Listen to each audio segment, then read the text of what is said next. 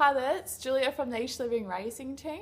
Yesterday was stage 4 of the Jayco Adelaide Tour. It was a 60 kilometre kermesse on a 3.8 kilometre circuit.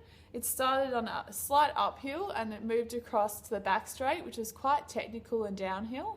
The road surface was a bit bumpy with a few drains in the way and this and that, and also an island or two which we had to avoid, or some people just jumped over them, which was good at 70 kilometres an hour, so it was a bit of a risk. And then the home straight was a long drag up to the finish, and a few corners before the final finish, which provided a bit of a challenge in positioning and everything.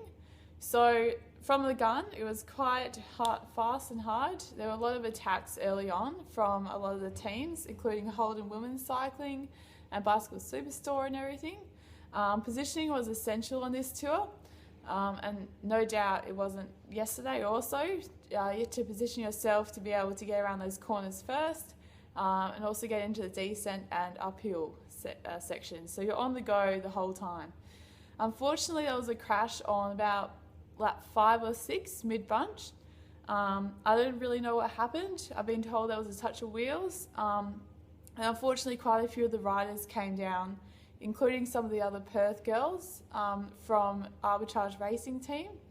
And on the following laps, I was pretty sad to see that there were still some riders down, and I found out later that there was a fractured clavicle, collarbone, from a local Perth girl, Jess Allen. So I hope she gets a good recovery. Sorry to hear, Jess.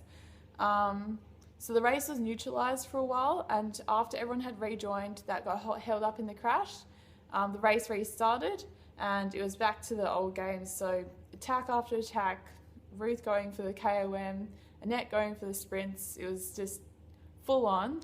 Quite a few of my girls finished in the bunch, which was great, seeing it was some of their first NRS tours. However, sadly I got pulled out about 5 laps from the finish, unfortunately, but that meant I got to go watch the finish, which was once again taken out by Kimberly Wells of the High Five Dream Team. So that was fantastic to watch. She's always a great sprinter. So yeah, I'd like to thank my sponsors once again: Nicheliving Construction, Oricon, Good Earth Hotel, Site Custom Clothing, and a big thanks to them for providing my team with the top of the line clothing for these events and for everyday training and racing.